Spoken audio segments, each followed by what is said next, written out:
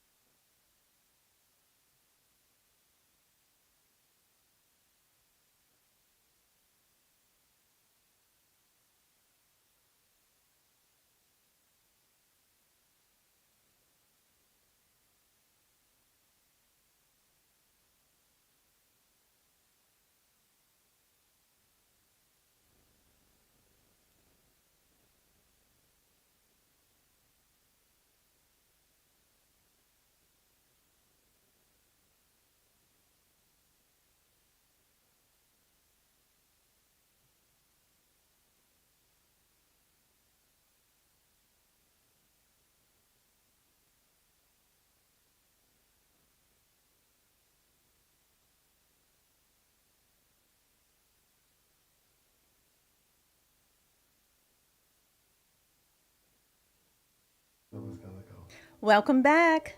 You're listening to The Unbroken Experience with Syndy B on Power 108.9. You know, your favorite co-host G Cool is in the building. Say hey to the people. Hey. What's happening? What's going on? I'm good. I'm good. I mean, spring is here. But like a couple days ago, it was 30 degrees though. But it's 82 today. It sure is. And I'm hot, baby. You know what? Here you go. We got some special guests. Yes, we do. And this would be your first time meeting them. Yeah, I can't But wait. I know them very well. I hate saying power couple because it's just played out. So amazing couple, wonderful couple. Chris and Charlotte Mateo. Say hey to the people. Hello, family. How's everybody doing out there?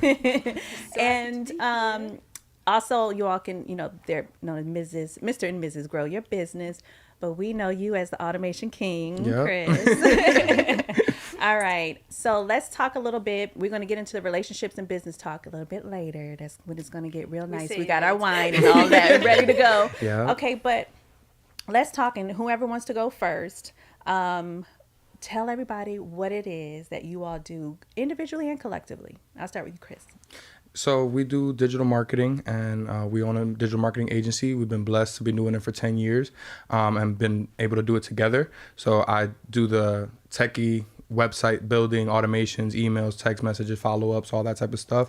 And my wife does the HR, recruitment, training, retention, and all that type part. of No, just kidding. the people stuff, Yeah, right?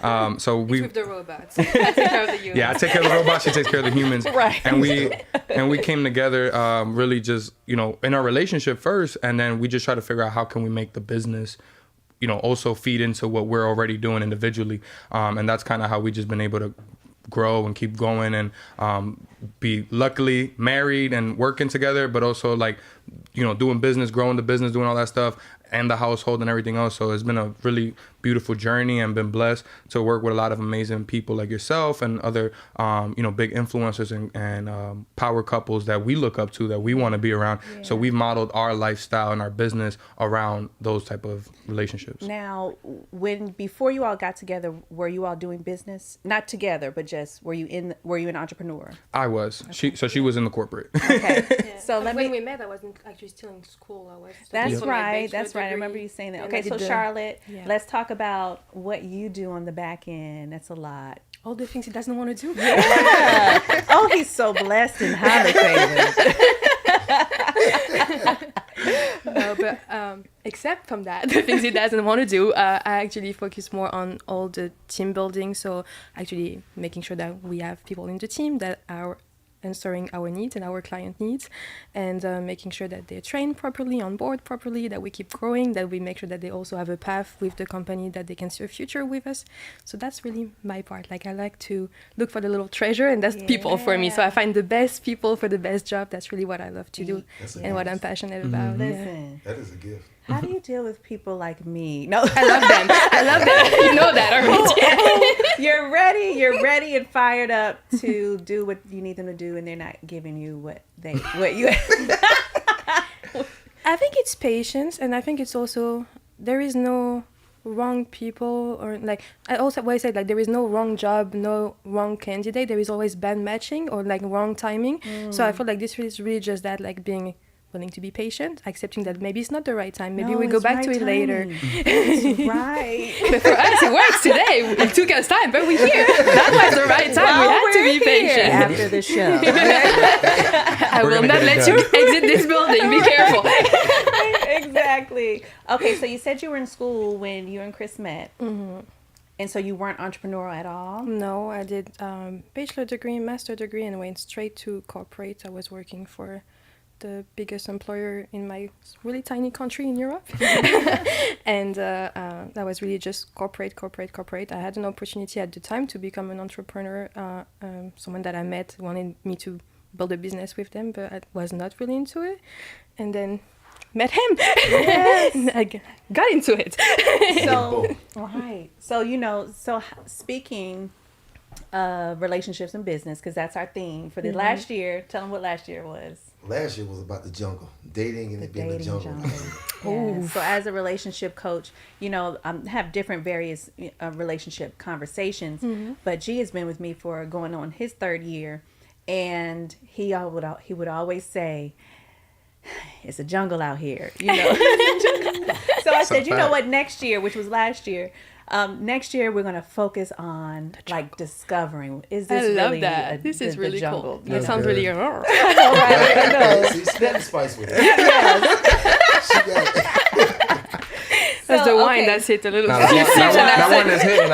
Y'all drinking slow. I'm going at it. So they know it's speaking dangerous. of relationships and business, when it comes to, all right, now you all are together, how did you, Chris, get her to come into the entrepreneurial world? Was it a little pushback? Was it a little, she was nervous? Like, how did you get her to be on board? Well, first, I want to hear his side. That's going to be interesting. Before even getting her to be on board with the business, we was having a long distance relationship. So she was in France and I was in America in Connecticut.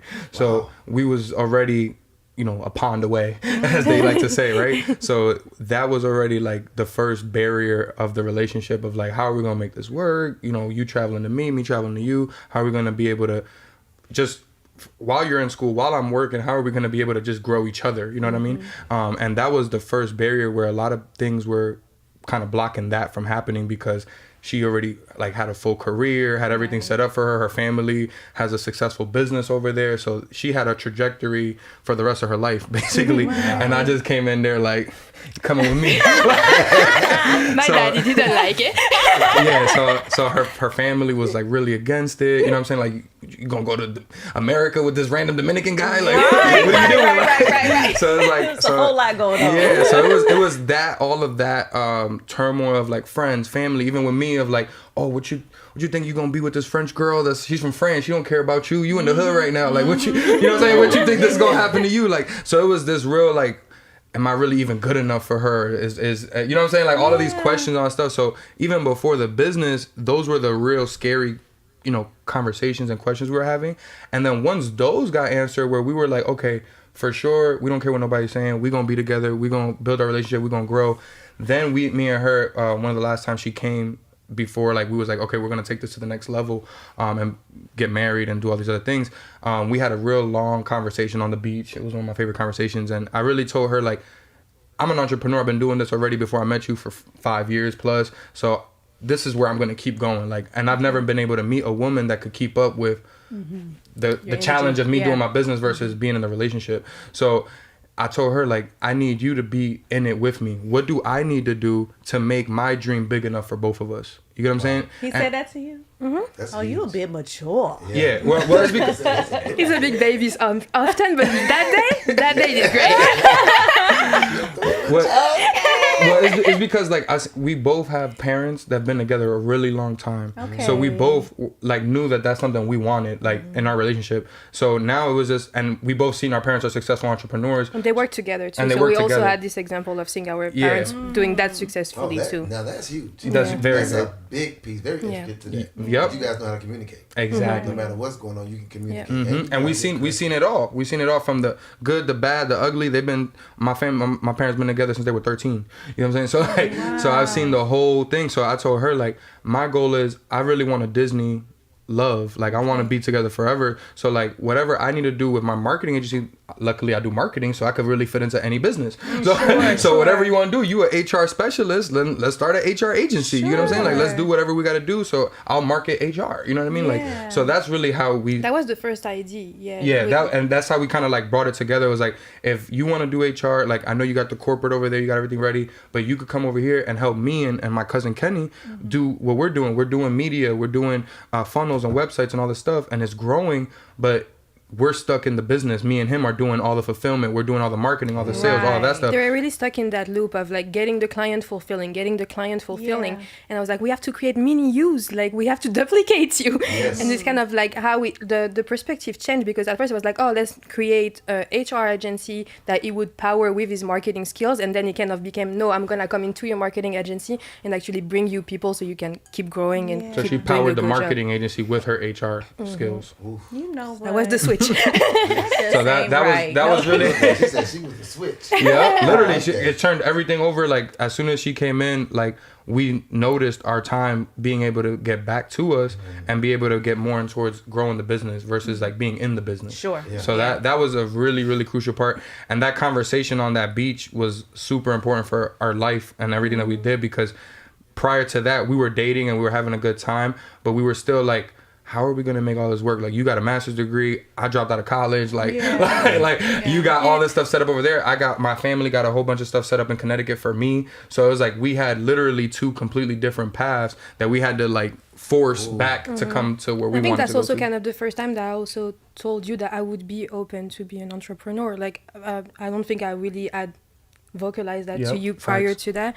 And for me, it was always the thing. My parents had a business, and I didn't want to be this daughter that just, oh, you got it because your parents had it, right? So I wanted to prove to myself that I could do things on my own and be successful on my own. So I was like, I will go through school. I will do all I'm supposed to do. I will get my job. I will do what I want. And then maybe I will go back to actually be an entrepreneur and take my parents' business or another one, right? Sure. That was my vision, but I needed to do it for myself first. And I think when I actually told him, like, hey, this is an option for me, this is not where I'm at this exact moment right now, but I do want that in the future, that was kind of the light bulb for him. He was like, oh, you do? Okay, perfect, we're doing this. Yeah, I can see him doing that for sure, with all the energy. So, but my question, to go back a little bit, you all spoke on the challenges with your families, with you all coming, together, and it appears that you guys had close-knit family. Every family has its challenges, but close-knit family, how did you bring that back around? Or is it back around, or? Thankfully, it is back around, so we good. It's back around. It took couple a years little later. bit, But I'll go first and you can go. But like, for me, it was very, very important family stuff, because I have a very, very close family, and then she has a very close family.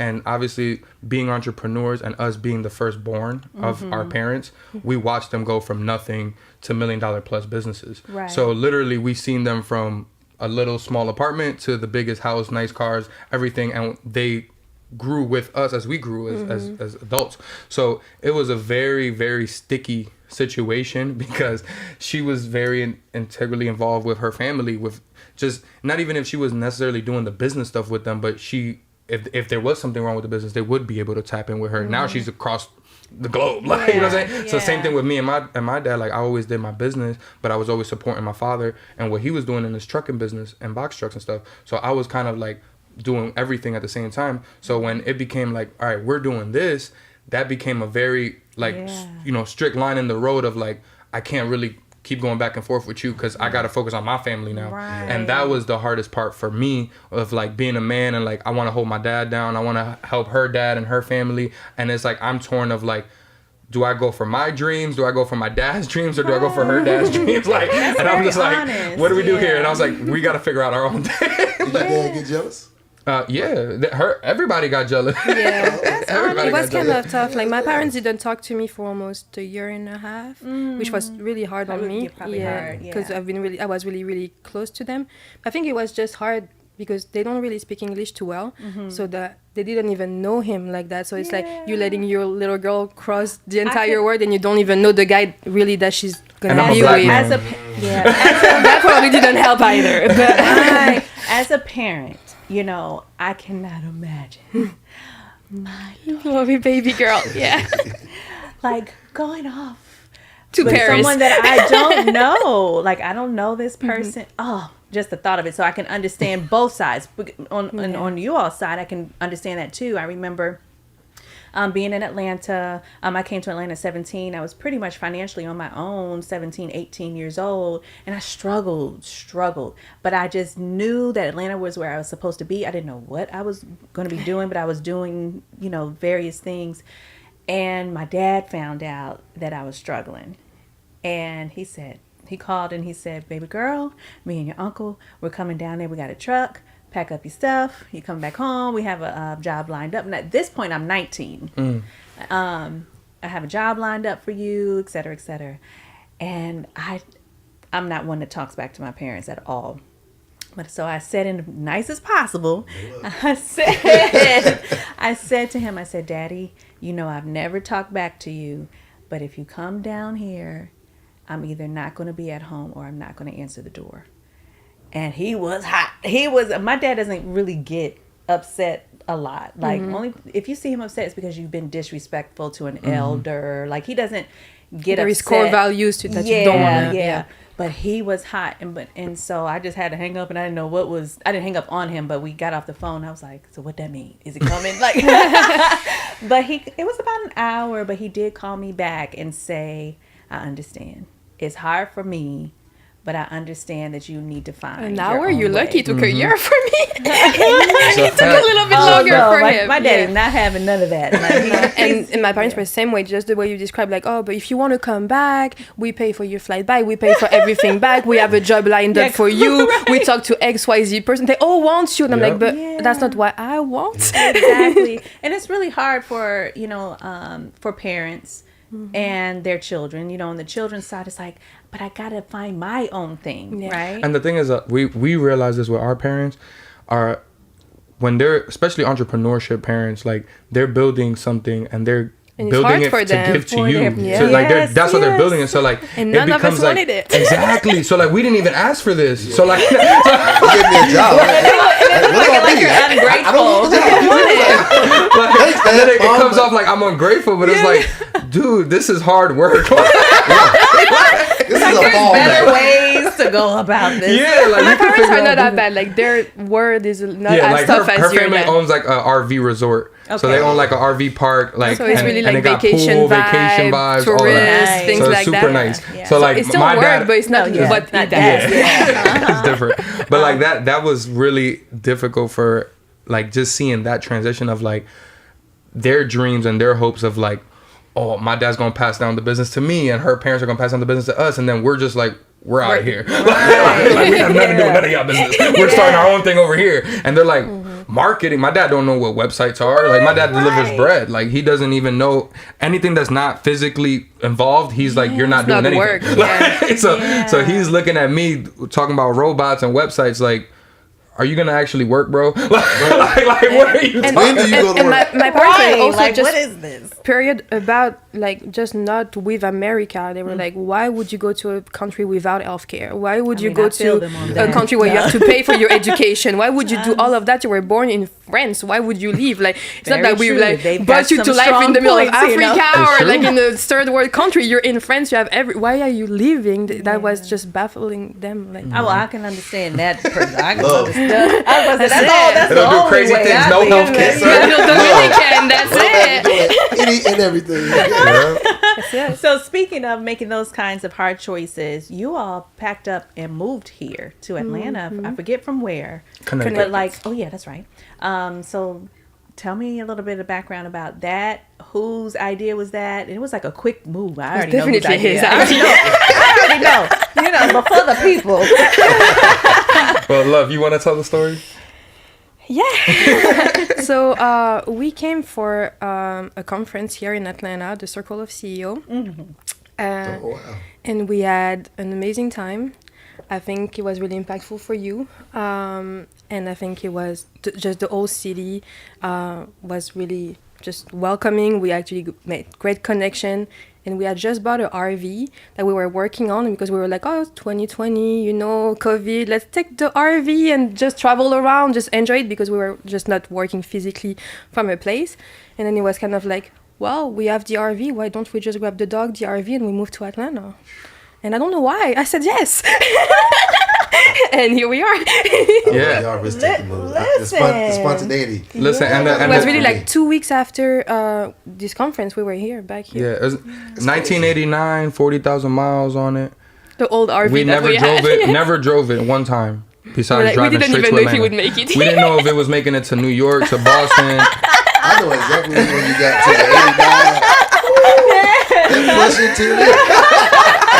Like we just We had repainted it. Yeah, we like it was our repainted little like everything. COVID project. Like we were working on it, like painting it, making it pretty. Yeah, we and documented the whole process, so that's something that my long vision and goal is to make a movie like The Yeah. Notebook about our love story, because it's so crazy. Like we met in Dominican Republic, both the of us were on resort. vacation. Yeah. Oh, Like yeah, that's dope. at the resort, the We were resort's name 18. is Dream. Yeah. That's my company name, Daydream. The resort's name is Dream Resort. Like all of this, I can't even make it up. Y'all were meant to know each other. Oh, And you stayed together? okay. I know. And how long have y'all been married now? Or married and together? 7 years together, 4 years married. I tell you, I love it. So we're going to continue on this conversation of relationships and business. But when we come back from the break, it's time for 7:30 Crazy. I'll Let's let y'all go. know what that is. All right, Should we guys. be When we come scared? back from the break, it's time for 7:30 Crazy. Make sure you share, and stay tuned in. You're listening to the Unbroken Experience with Syndy B on Power 108.9, and we'll be right back. Oh yeah.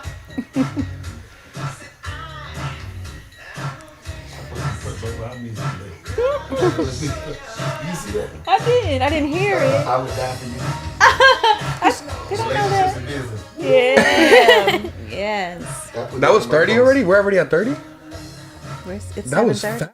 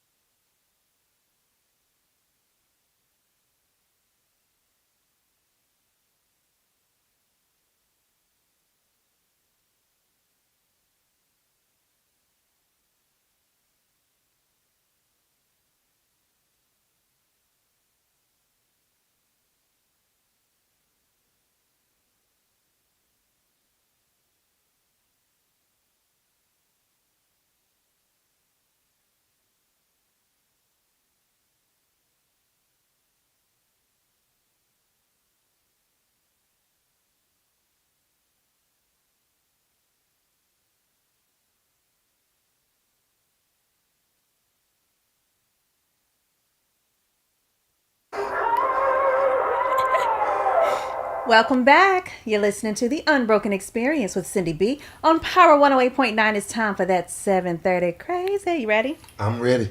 Ready? I'm Let's scared. get it. All right. No, it's pretty simple, not too in depth. Says the doctor. No, it's not. Okay, you ready for pose the question? Anybody go first? Is it okay for a woman to shoot her shot? Like first time meeting somebody? Like you out and about and you see somebody you like, and you like pull the woman pulls up. I love it. I live in Atlanta, so that's what it is here. I think it is too. I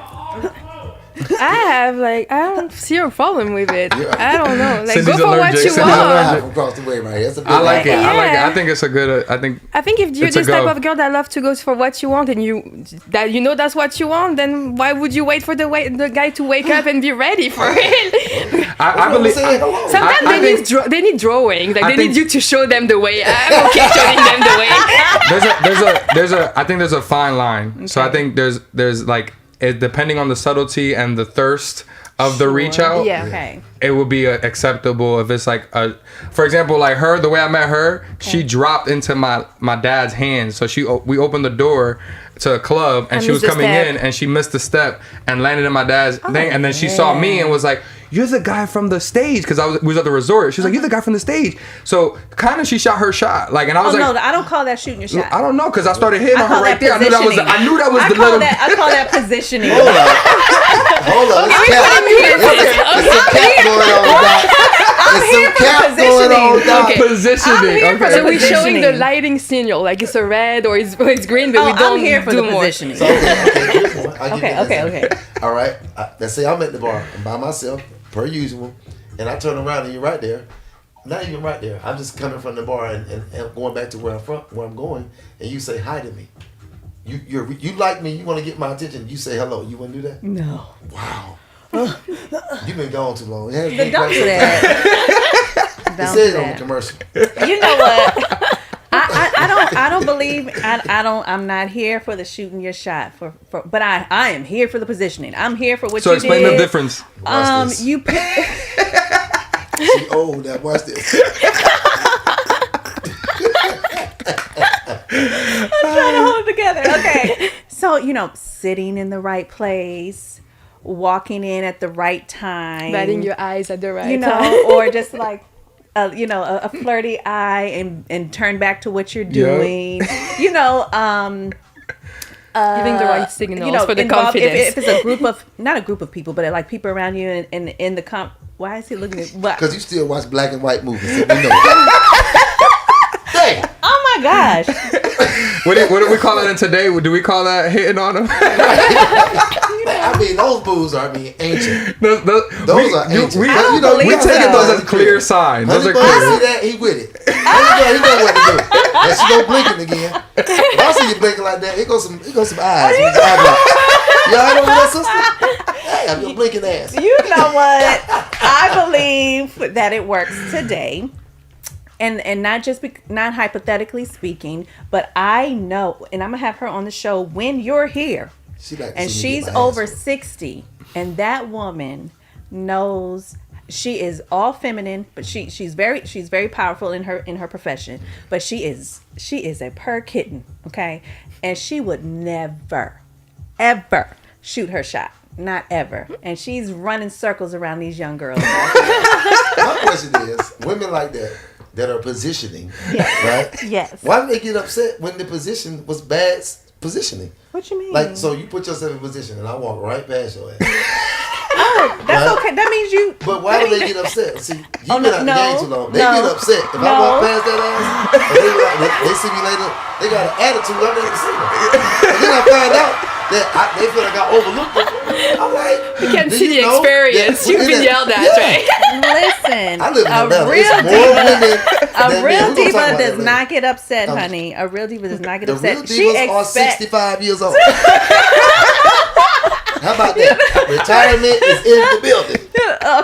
Okay, Tanya said, I personally think people can do what they want. I personally am not going to talk to a guy first, but would I put my position I think she said myself in a position. Yes. It's shooting my shot subtly. Yes. I'm here for that. By letting him know I'm interested. Everything before the butt was a lie. Whatever. I'm with that. You're not with that, what she just said? Yeah. It's just so.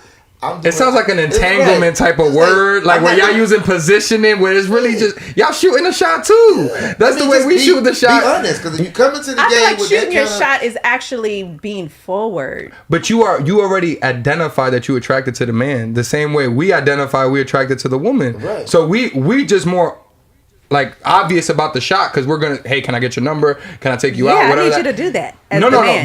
But what I'm saying is, I think that it's the same. Just the level of threshold is different for men and women because we're more confident in getting denied and all that type of stuff. Yeah. So we're more comfortable with just asking the question. Versus a woman, she might need to position it so she doesn't get the denial that he's talking about, where it doesn't feel as it wasn't a direct. You know what I'm saying? Yeah. I'm with. Okay, if positioning is shooting your shot, then shoot away. Okay. I don't like positioning. Say hello to me. I'm not doing that because I like to see that you have strength. I got strength. I agree. Don't do that. I'm doing that. I'm I got doing that. No, I think he's right though. I think he's right. I think a lot of times women feel. I feel like a lot of times women feel like they can't necessarily speak or like make it obvious of what their needs and wants are. And I feel like it is attractive for a man when a woman makes it known, like, hey, how's it going? Like, how you doing? Like, maybe it's not saying I want to take you out, I want to get your number, but like he's saying, just a good hello is already 10 steps above everybody else. If you say hello to me and I'm walking through there, first of all, I'm very confident. So I want a confident woman. Whether I'm with her or walking with her or she's not with me and we're dating and she's somewhere, I need to know she's good. Yeah, I want a confident woman, but yet feminine. Right. I want a superwoman. You want it all. Give me a superwoman. Oh my I want God. the tights and the high boots and all that. And she can fly. Listen. So I clearly think, okay, if let's take the positioning out of the shoot your shot. Okay. And then I think it's shooting your shot is 7:30 crazy. But if we put in the positioning in the shooting of the shot, it's not 7:30 crazy. Because you don't want to walk around like you're not interested in the person. Mm-hmm. Like, so I'm going to do a flirty eye. Okay. I'm going to do a flirty eye. Not like that. But. I think that's it. I think that was it. I think you still got the Betty Boo swag. Okay, wait. Okay, Tanya said, but if a woman is going to be forward and shoot her shot or position herself, she just can't look thirsty and desperate. Okay. Yeah, that's I agree if with I was that. a guy, Yeah. I'd walk right on by. I'm with that. Now we're gonna close 7:30 crazy out on that. Mm-hmm. You can't look thirsty and desperate. Yeah, because there's some tigers out there. Damn them cougars. There's some tigers. Are the tigers thirsty? Yeah, they do everything. Yeah, the Cougars is ready for anything. We got cougars on a different story. They shooting, they shot, and they doing it all. Okay. Whoa. Now that's a different lane. That's a different lane. All right, y'all. I think the consensus is positioning goes with shoot your shot, so it's not 7:30 crazy. But don't be out here saying hello. No. Don't be thirsty. All right, guys. It's 7:30 crazy. When we come back, we're gonna dive right into our relationships and business conversation. Make sure you stay tuned in and share. You're listening to the Unbroken Experience with Syndy B on Power 108.9, and we'll be right back.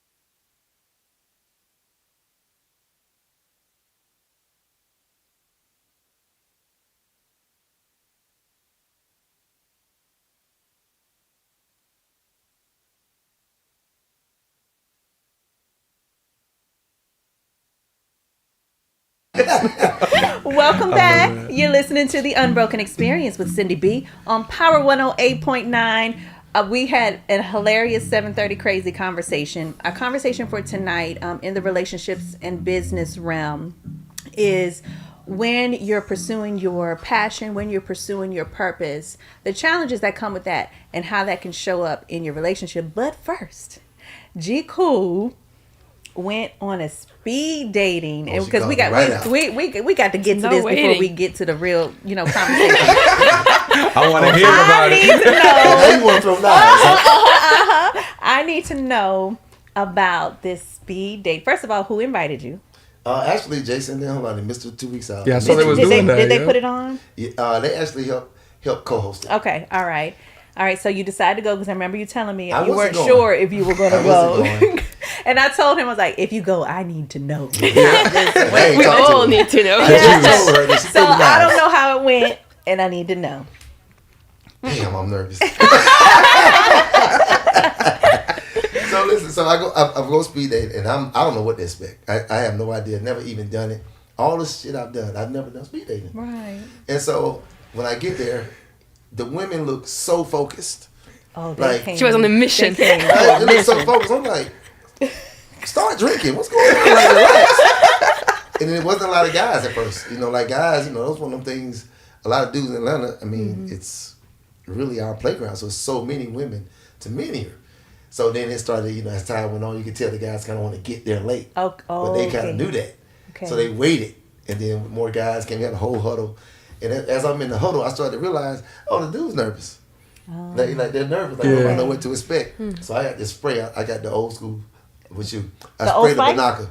I sprayed my Banaka. I put them in here. You brought the don't y'all sit at this table with no badass breath.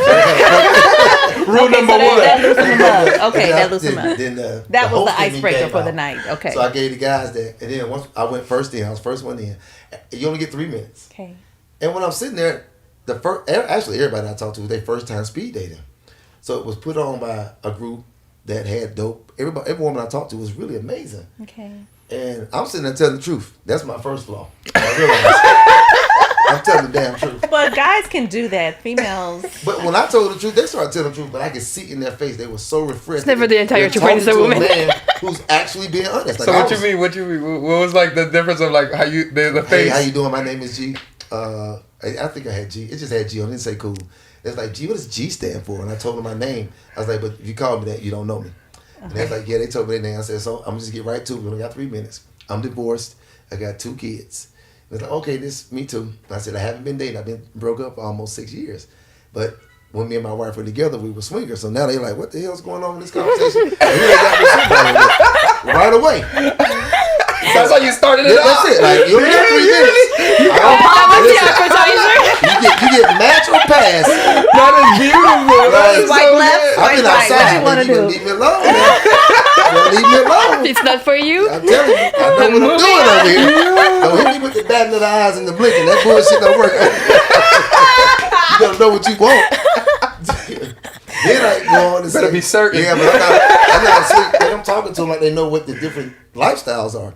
So I'm like, yeah, I'm not a swigger anymore. I'm poly. And so each one of them. Oh, wow. I mean, you you double layer cake on it. Let their ass happy. As I'm talking to them, they're like, so most of the women were like, so wait, tell me about that. Yeah, what does that mean? So now the conversation is me explaining to 16 women straight how to be poly. My single ass. I'm like, wait a minute, did I just get... Did you live with 3 women out of the speed dating or no? Right. Did you do what? Did you live with 3 women out of the speed dating? No, I ain't dating? even nobody. No, but you explained the whole polyamory concept. Maybe you could have lived with several. I don't want to teach you how to be that. I'm not going to go through a learning with you of how to be. But did you exchange numbers? No. So they had it where you leave your email, your telephone number, different things like that. So, I left it at that. But I did meet some amazing, like everybody I talked to was actually pretty dope. Okay. I mean, like super duper dope. And I was like, dang, it's really some really outstanding women out here. Okay. So I did enjoy that. I did meet some really good women that wanted to meet up with me later. And I was like, well, I'm starting to get a little drunk. Okay. So I don't want to meet nobody, like, because I know how I'm lit. So once we get to having a party, I know how to get laid. So I gotta get out of here. This is not what we came to do. Get out of here. We'll be jumping up and down. It ain't even 12 o'clock. I get to bed early on your ass. I can't stand him. Do you guys think that, and especially, have you all dived into the polyamory conversations before? Yeah, we've talked about it. Yeah, We're like, we had some friends that were poly and some stuff like that too. So. Yeah. All right. Have you all ever, in your dating life, and then you respond as someone out, he say he ain't dating, but he be out here. But After Friday. I don't know what to call it. I'm caught up. He's seeing It's outside. He's seeing people. He with the people. Okay? Have you all ever, whether you're out and about and you meet someone for the first time, but you don't really know them well, so whether it's the first time or maybe, you've seen them a couple times, and then they say something like that, but you're very attracted to them, do you think that would influence whether or not you'd be okay with whatever that lifestyle is? Do you think that the attraction may influence a decision that you may not make with someone else? Definitely. I feel like... I think it depends on what it is that the person prefers. Like, I feel like there is things that maybe would shock me and others not, so I feel like I would need to actually understand what the person is looking for, and maybe then I would actually be like, maybe not, or like I would be like, I think I can deal with that. That sounds kind of cool, but I feel like I would need the person to kind of like, all right, define what it is for you, what that means for you, in what context, like at what stage of your relationship do you feel confident doing certain things too. Like, I think that's all different conversation too. Yeah, because there's a lot of levels of like poly and swinging and everything. Absolutely. Like, there's like, all the way to the left of like, we could play around, we could do basic stuff, and then there's all the way like, we're going full freedom. All the way to the right of it. So like every spectrum, you gotta understand where that person's spectrum is at and what they're looking for out of it, so that you could understand what you're comfortable with. And I think not everyone has the same definition of all those terms too. So this is okay. What does that mean for you? Like, all right, you're polyamorous, but does that mean that you wanna have to swing your life but not actually saying it, or is it like, oh, you actually want to build relationship and that doesn't necessarily generate anything that's sexual either? Like, what is it that you're actually looking for in the polyamory lifestyle? And depending on the answer, then I feel like my reaction could be different, like, and be like, okay, I thought you were cute, but maybe not for me, or like, oh, you're cute and I like you even more. I don't know, like that could be both. I like what she said, because my experience is just similar to this. Because I don't really approach women. It's just, I don't, because I'm not. Oh, they come to you, that's it. I'm not intentional, so I'm just not walking up trying to sweep you off your feet. That's what I say I don't approach. Like, I'm not trying to. In the flow of life, if we get to having an understanding or kind of like each other, then we go.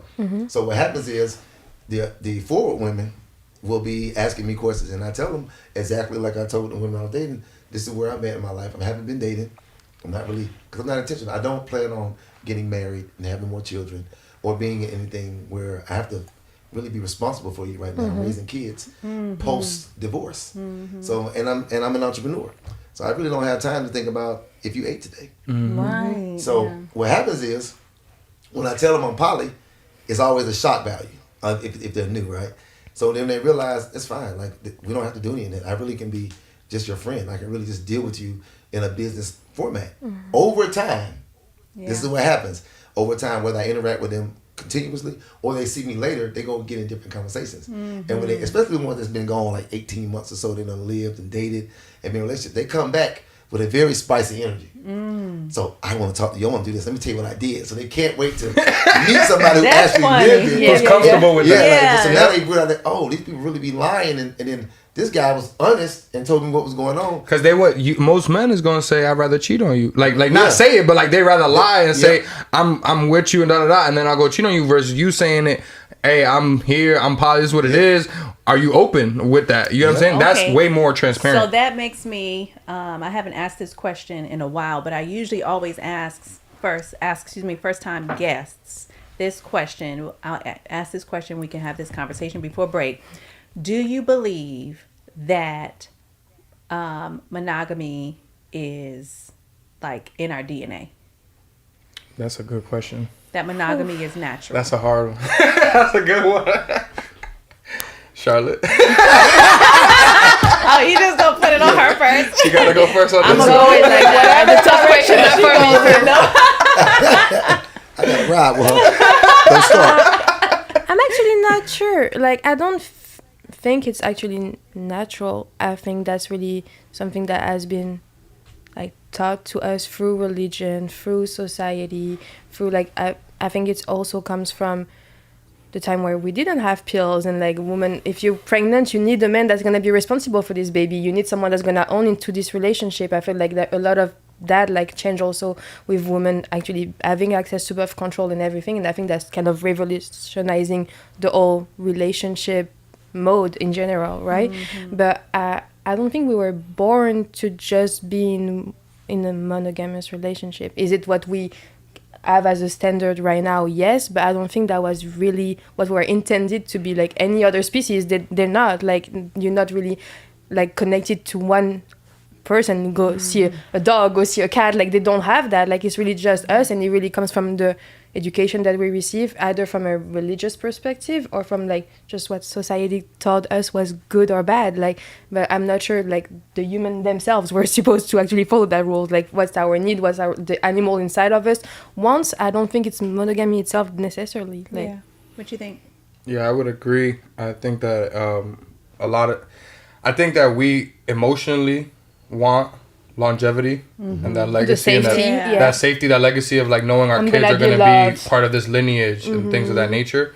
So I think on our ability to forward think allows us to want that. But I think that our instinct as humans of like just being an animal also wants us to reproduce with everything we see around us all the time. Like, just if whatever it is that you as a human want to reproduce with, whatever that is, whatever your biases are, that's going to be attracted to you for wanting more of that because you want to have more seed, have more children. That's just animal reproduction rights systems. You know what I'm saying? So I think on that aspect, I feel like it's monogamy from a legacy perspective, but polygamy from a I'm just living right here, right now, and I'm having a good time. You know what I'm saying? So I feel like it's and I that. think you can be in the happiest relationship, but you can still see someone and find that person attractive. Like, so that still shows that like inside of us biologically we are attracted to someone even if we have everything that we need to be fulfilled, you know? Like, so that makes me just wonder, like, maybe that's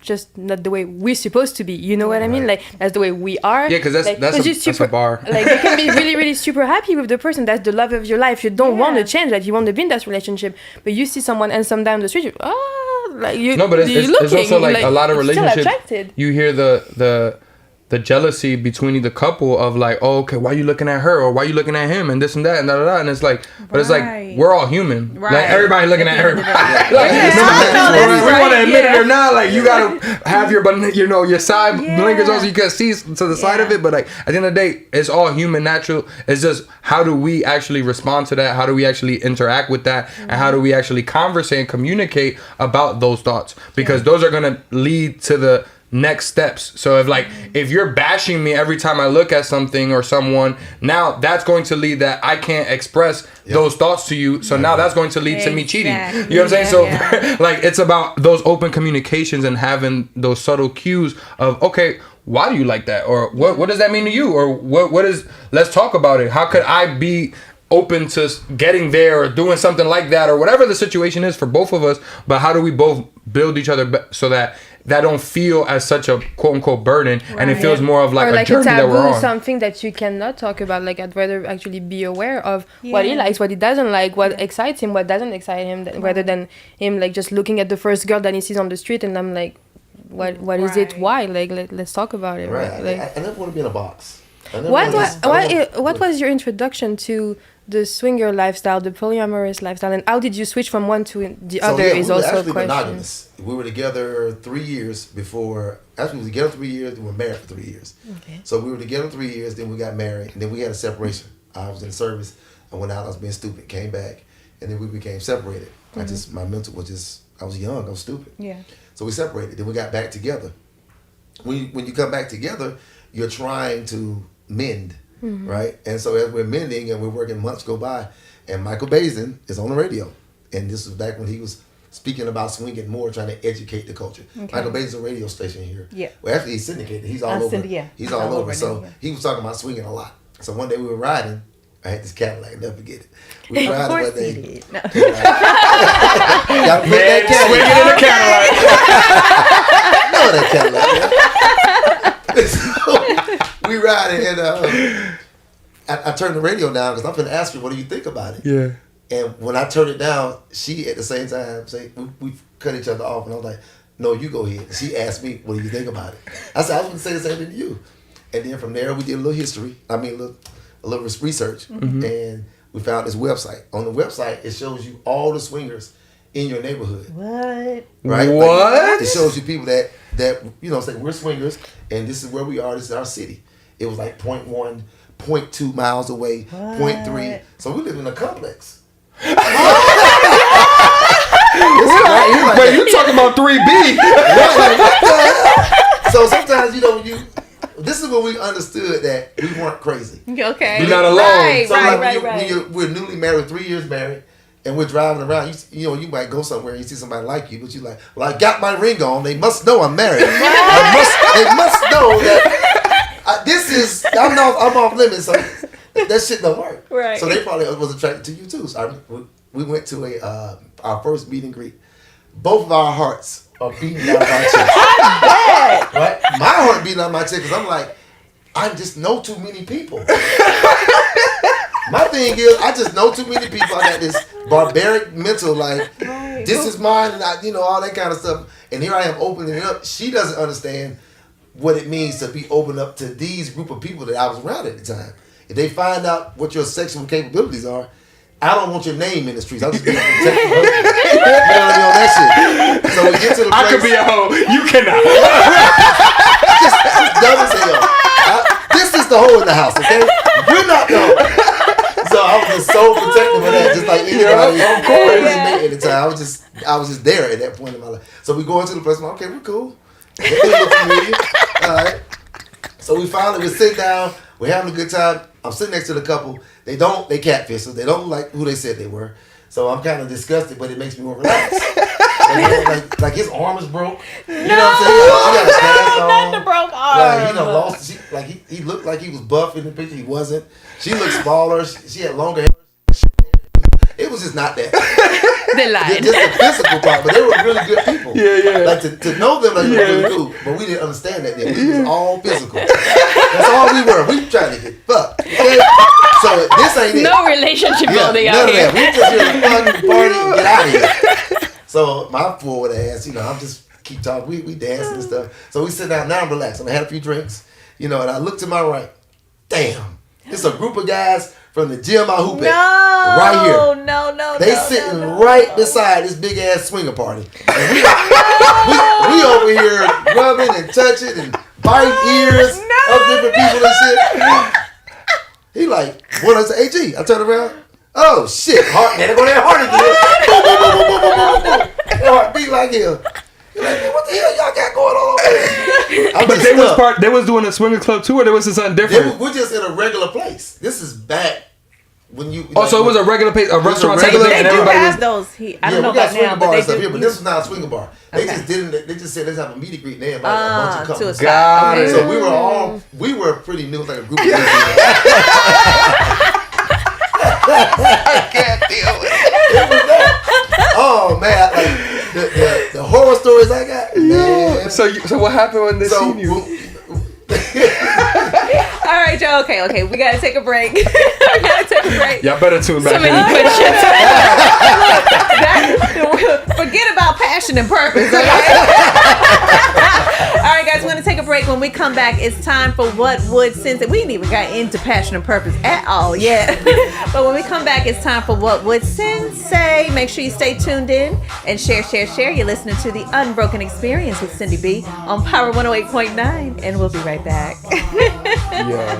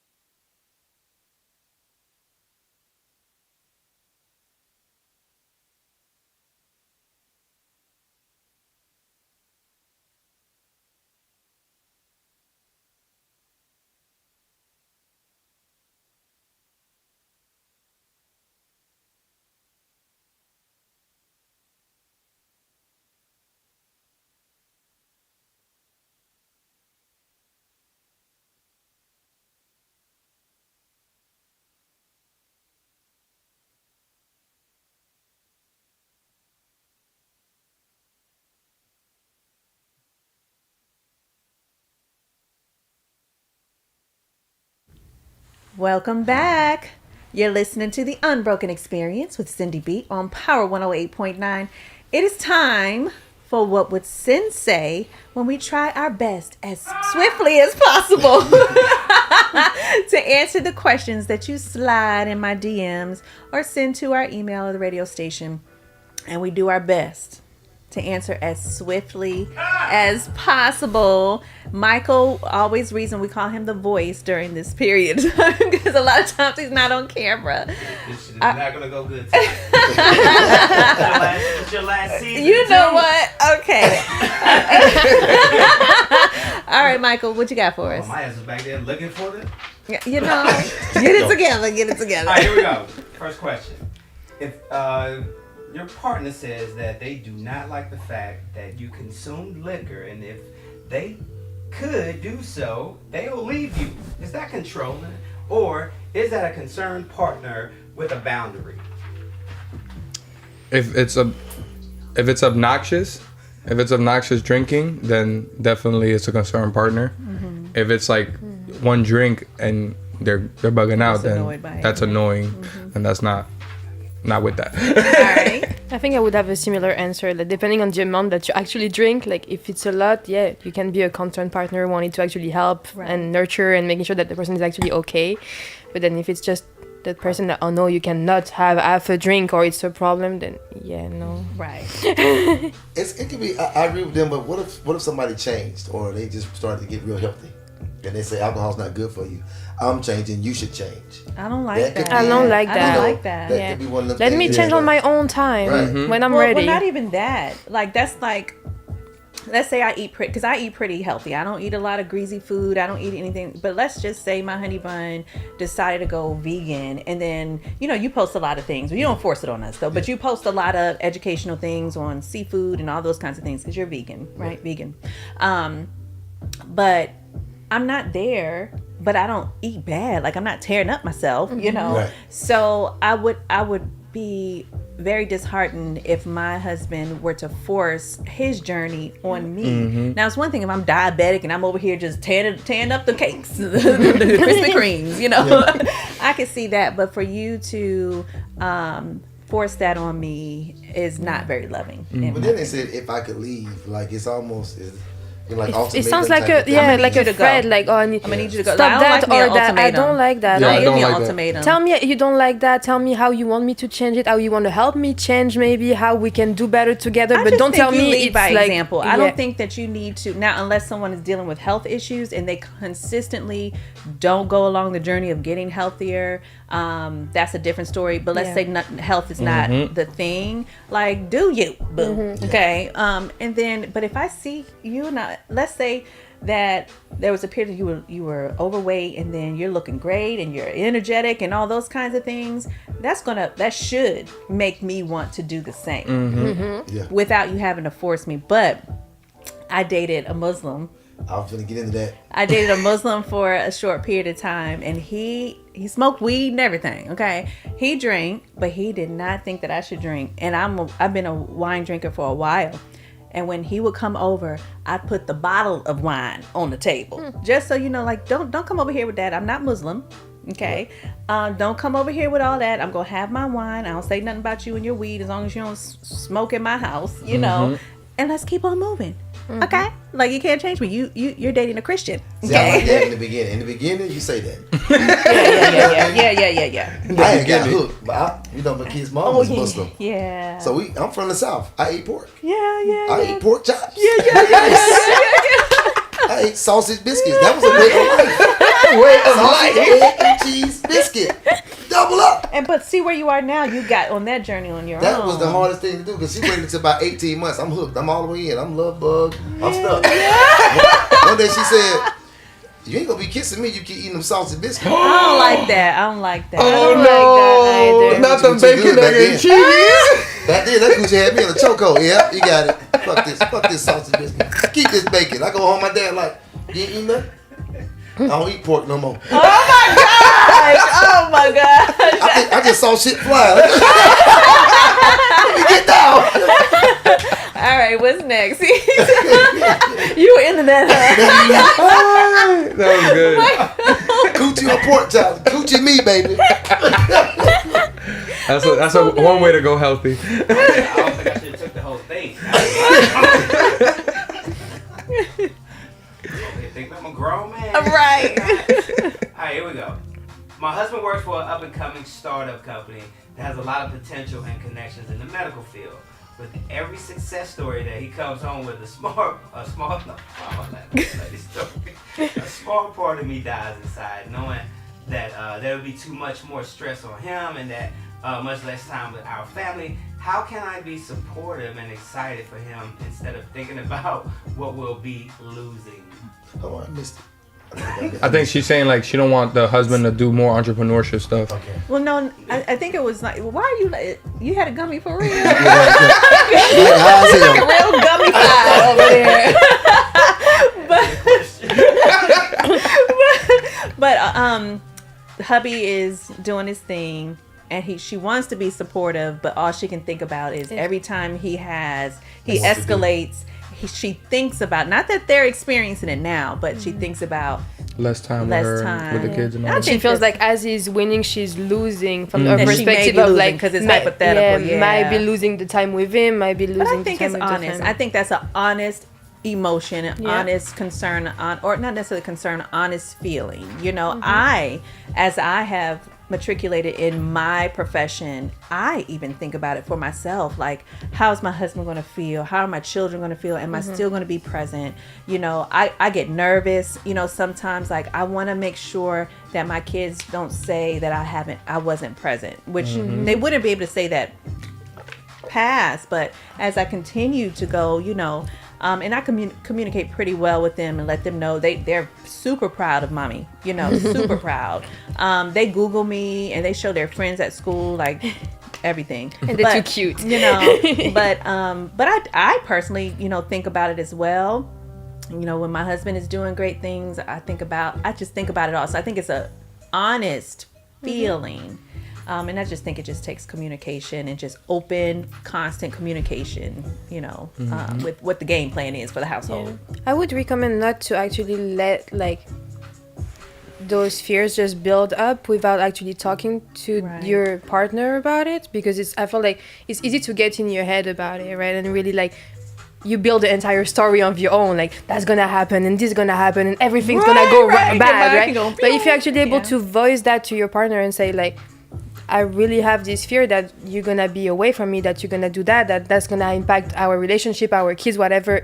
This way, your husband or your partner is able to actually tell you like, I thought about it, or maybe I didn't think about it, but this is how we can go about it. How we can actually find a solution about it together. Yeah. You don't have no reason to feel that way. Maybe it's gonna be his answer or her answer, because I already thought about it. I already have a plan. I already have a strategy about how it's gonna work perfectly. And I think it's worth actually just like talking about it with the person. The fear is valid, but don't let the fear just consume you. Yeah. Put it out, talk about it, and I think then like it's easy to fix. Like, and just make sure that you're good. Yeah, same thing. I would definitely think that people need to communicate, and if the person who said that sounds female a little bit, like, as when you're communicating with your husband on a topic of like that, like a fearful topic or an anxious topic, just make sure that you're bringing it up in a sense of like, this is not an attack on you, or I don't want you to succeed, because that's where it becomes defensive for the man of like, so now I got to choose between you and my business. Like, that's where it becomes a combative conversation versus a communicative conversation of like, she said, hey, I'm trying to make sure that we're on the same page here. Like, you sure we on the same page? Like, any questions, anything that I need to adjust to make sure that we're on the same page, so that type of communication makes it a lot friendlier and a lot easier to one of my approaches is, I'm having a challenge and I need some help. Like, that is how I approach Ryan, because at the end of the day, it is it's my feelings, you know, that I'm asking someone to come in and, you know, like it might be all in my brain. Like, he may not even have an issue, you know, but for me, I'm all anticipating a potential issue. So instead of, you know, came late holding 2 days it in like a you row said, and you feel like that's it, that's the end of your relationship. But no, he can tell you like, I'm sorry, there was just this week, but we're back on track. I'm going to do 45 hours max every week again, Right, moving forward after right. this, and we're gonna be great. Right. All right. What you got next? Here I go. So Oh, he's getting ready for it. You got it together over there. Get his ass some crap doing shit. Get some hydration. He just hydrated his face. Hydrated. Okay. Something like that right there. Hey, I'm ready. Alright, hey all. I have trust issues with my husband, but not without any proof. It's been there for the past few years. We've been married for 15 years, the first 6 or 7 years. He has sent thousands and thousands of dollars to his parents and siblings without my knowledge. Now it's infidelity. I think he sleeps around. I have Life 360 installed on my phone. Anybody know what that I is? have no idea. I have no idea either. Only Syndy knows. The investigator. She's an investigator. She just sometimes this phone is turned off probably for an hour or so. He's 52 and I'm 48. When we do have physical sex, this is the part that got me. I sometimes see the quantity of sperm ejaculated. It's just a few little drops. Now this has been bothering me. Why you laughing?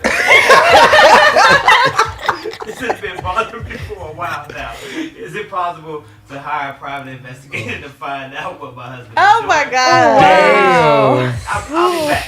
Okay. Who want to go Damn, first? she analyzed the sperm count. Damn. Yeah, they definitely pay attention. If you a shooter, Now don't get me wrong. No. I'm a shooter. Now listen. If it ain't a mess, Now better be listen. a mess. So she don't say No. You something. right. You right. Because if you a shooter, I'm gonna be looking for the shot. That's how it goes. Like, what happened? I mean, I felt the I mean, same. it's both ways. Thanks, As much as I'm anticipating the shoot, she anticipating the catch. Facts on facts. You know what I'm Okay. saying? I did 16 years. I'm gonna shoot up.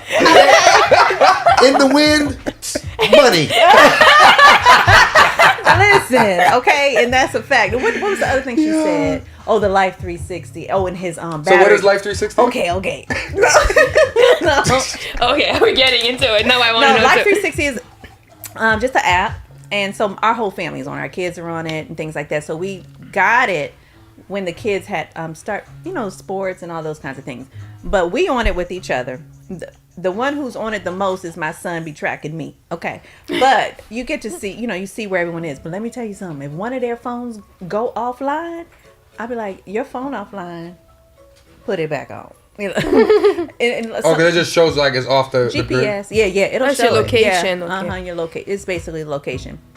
But she's saying she said now it's infidelity, but I think so. It didn't sounded seem- like she was not sure, and I feel like she got this doubt that maybe he's not totally truthful because he hid the part from her, like where I like gotta share. I gotta Oh, share go. this comment.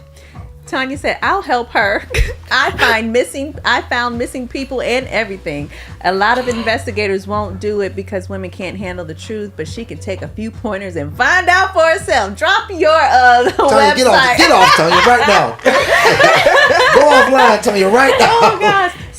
So she wanted to know, should she get a private investigator? So I do not recommend getting an investigator unless you plan on actually leaving, which you probably aren't.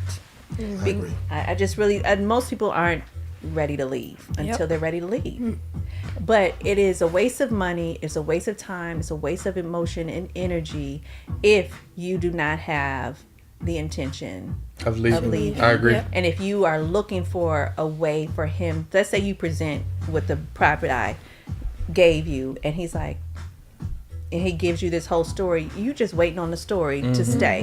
And that's honestly, that's most people. And I always say it's okay if you're not ready to go, but don't be drawing your family and friends up Yeah, in they it. bring everybody involved. That's And not But I my think- thing. I think the also- first thing that was mentioned, if I'm not mistaken, was that he lended money to families and friends, right? And I feel like that kind of a loss of trust in there, like, oh, you hid something from me, so what else are you hiding from me? But I just feel like you cannot also just because something went wrong in your relationship at one point, the communication was not on point, just assume that everything else is wrong You don't too. go from money to infidelity, though. Yeah, that's a big leap. Yeah, I just think Well- some people just have trust issues Yeah. because of past relationships. Well, it's kind of it's one and the same. Yeah. It really is because for some males or some females who idolize money like that, it's the money and the sex, they're the same thing. Yeah. So like if he may be a chauvinist. He may be like, I ain't got to tell you what I'm doing with my money. I make the money. If I want to help my friend, I'm going to help my friend. If I want to help my mom, I'm going to help my mom. It doesn't matter. And then he said he's 52 and she's 48. Did the wool just come from over her eyes of who he is? Yeah. Like he's probably always been this way. And now that you probably have opened your eyes some, you realize his ways, and it makes you a little concerned. Yeah. And that could go both ways, men or female. Some women got their little yard boys out there now. That's a story for another day. All right, what's next, Michael? Hey, G-Cool, you know that she didn't read Tanya's butt. Yeah. We still on that. Did she? Let me look. Wait, let's stop it. I don't see it nowhere to be Tell you, get out found. of here. Alright, I can get through this last question so I can get out of here. Your giggly ass.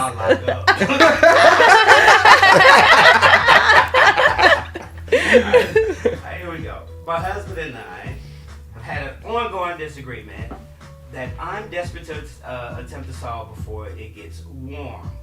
That might be a clue, I don't know. My parents' family owns a lake cottage that we visit at least 3 times a summer. My husband will randomly decide at some random time of the day to shut it down and take a nap. He doesn't tell anyone. He doesn't give a heads up or nothing. Zero communication. But he throws a fit if I go there and to get my things and do a whatever activity, aka shopping, boating, swimming, etc. He gets mad, yells, then gives me the silent treatment for the rest of the day. Now, y'all ready? Y'all This sounds crazy. I had to rehearse this. What in the Could hell? not drink this one right here. So, y'all good? Y'all Okay, ready? we ready. I've told him multiple times to just give me a notice, 5-10 minutes to get in there and get my things if needed, and then I'll make sure to leave him alone. And he'll have the quiet room as long as he needs it.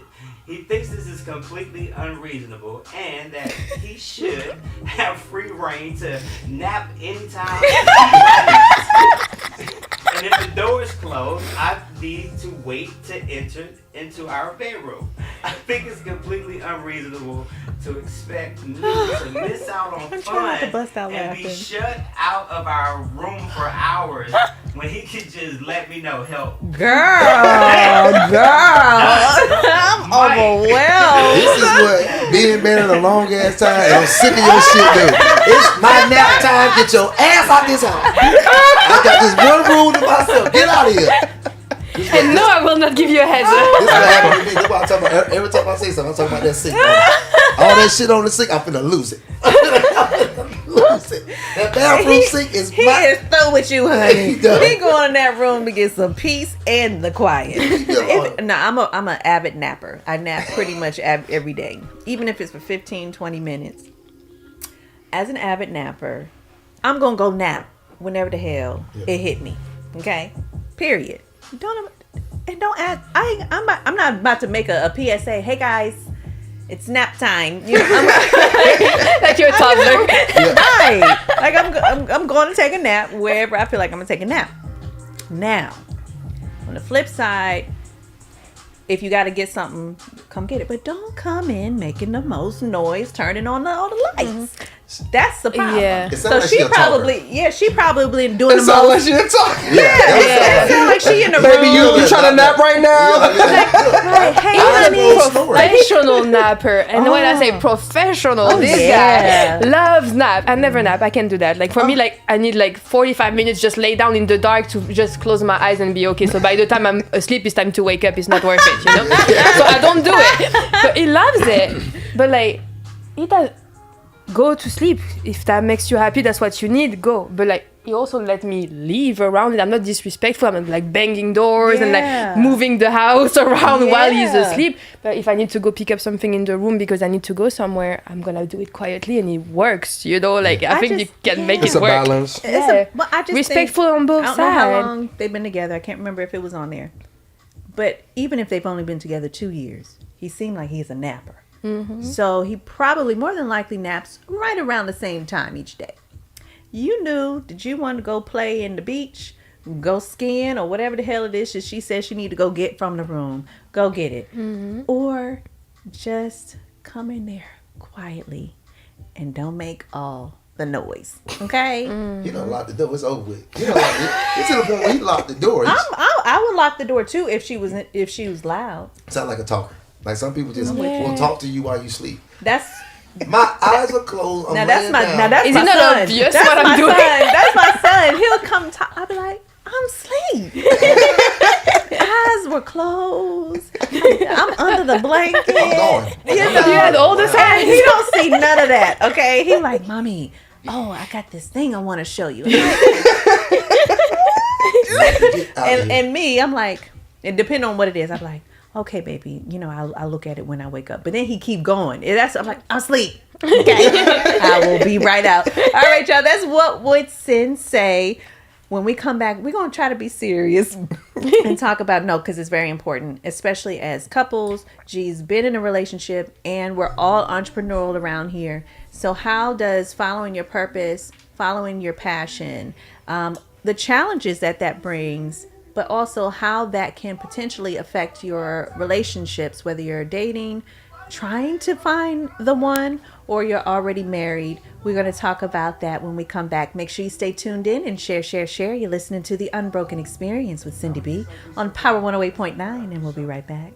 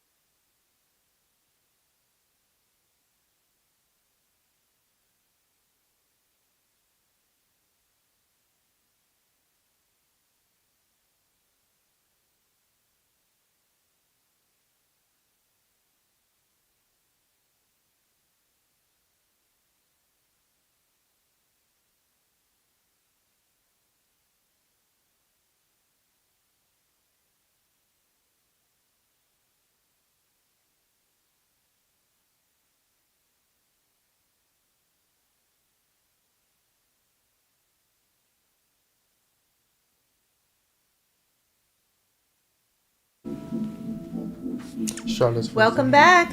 You're listening to the Unbroken Experience with Syndy B on Power 108.9. We have just had, I hope you all have enjoyed the show thus far as much as we have. But I just want to reintroduce everyone. You all know your favorite co-host G Cool is in the building. Say hey to the people one more time. Hey, hey, hey. What's happening? And we have our special guests in the building. First time guests on the show, first time guests to the radio station. Chris and Charlotte. Hello, What's guys. up, family? The Mateos. The Mateos. Mateos. I like that. All right. So let's get into some real, I think, necessary conversation when it comes to relationships.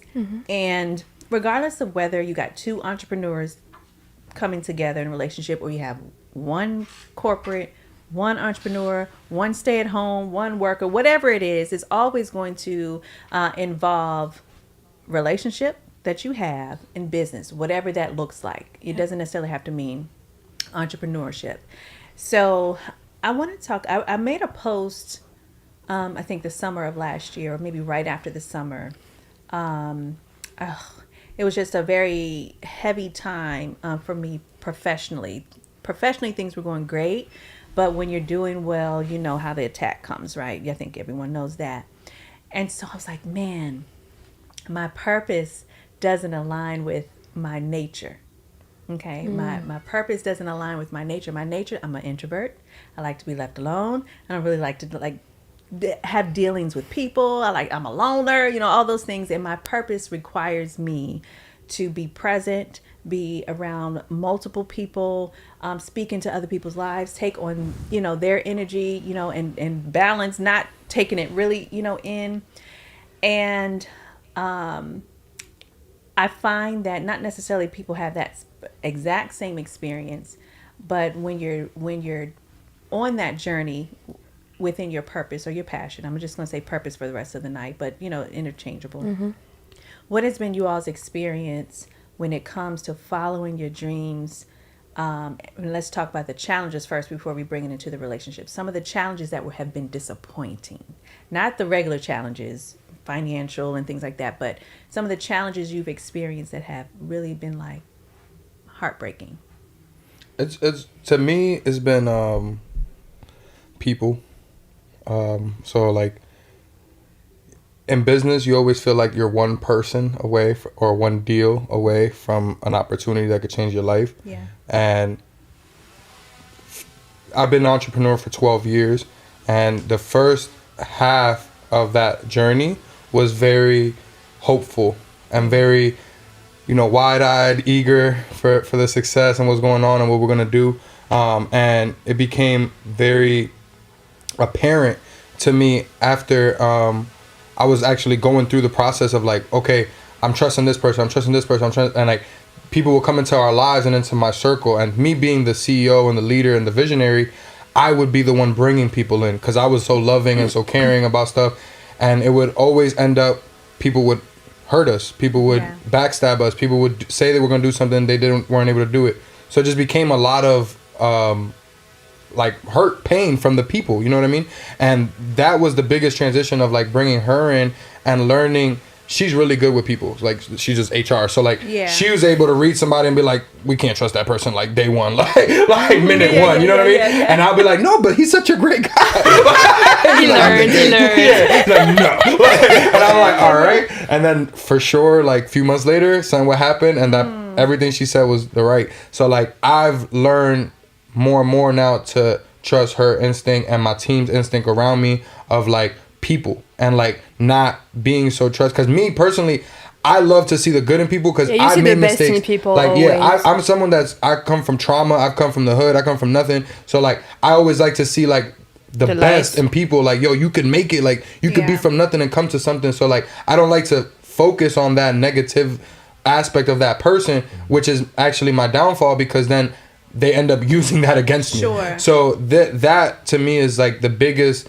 downfall of like, you trust people, you think this person is going to change your life or do something in a situation, and whether it was intentional, they were trying to hurt you, or they just, that wasn't what they were here to do. That's not what their job is. So like, whether it was intentional or not, you still end up feeling that hurt of like, man, I thought this was gonna be it. Like, you know what I mean? Like, and it's like, I feel like that to me was the most pain in business, and that allowed like me, and I had to like really start saying like, I gotta take care of everything. I gotta do it. Like there's no longer nobody else that's going to change our life. It's going to be me. You know what I'm saying? And that was a very big difference, because I was always waiting for when I meet this influencer or when I work with this guy, that's gonna be the difference. But it never happened. I ended up working with them and my life was still the same.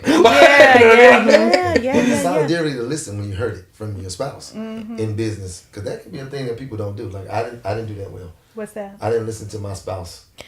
I think at the Because of beginning it different was hard times. because I was also not voicing it the right way. But it's not that I didn't want to, I just didn't know how to. Like, I would tell him, like, I don't like him. And he was like, but why? And I just like, that's my stomach. I can't tell you. Like, I just feel it. And I feel like for him at first, he was just like, what does that even mean? You're not feeling it, you know?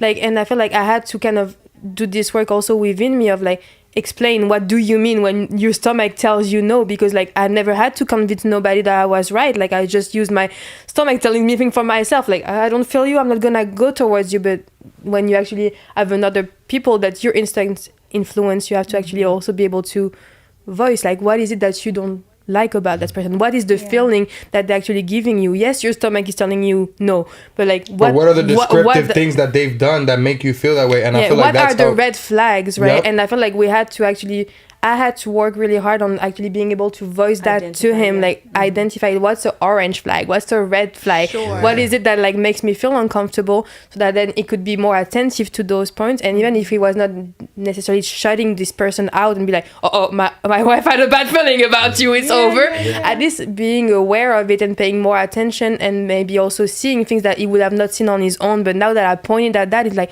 oh, now that you say that, I noticed that he or her is always doing that. You're right. Maybe we stay a little bit back, or maybe we don't share this, or maybe we don't do that, but we do that instead. That doesn't necessarily mean like I'm shutting down all the relationship that he's trying to create, but more like maybe let's just go around them in a different way. Yeah, because I feel like as a woman, she sees completely different stuff than I see. So like that was one of the biggest advantages of being in business together, was when we would have post business meeting conversations, I was looking at something completely different of what she was looking at. So like we're talking after the conversation, it's like a game tape, and we're talking. She's like, "You didn't see him dribble the ball right past you?" And I'm like, "He dribbled the ball past me?" Like what? Like so, that part was really eye opening. Of like, that is what actually made me realize how much I was missing in my conversation with people. Actually having those conversations where after meetings. I pay so much attention to body language, and that's not necessarily something that you used to pay attention to. But from being HR interviewing people, like they really taught you, like they taught me at school, like, is this person nervous? Like, what are they doing with?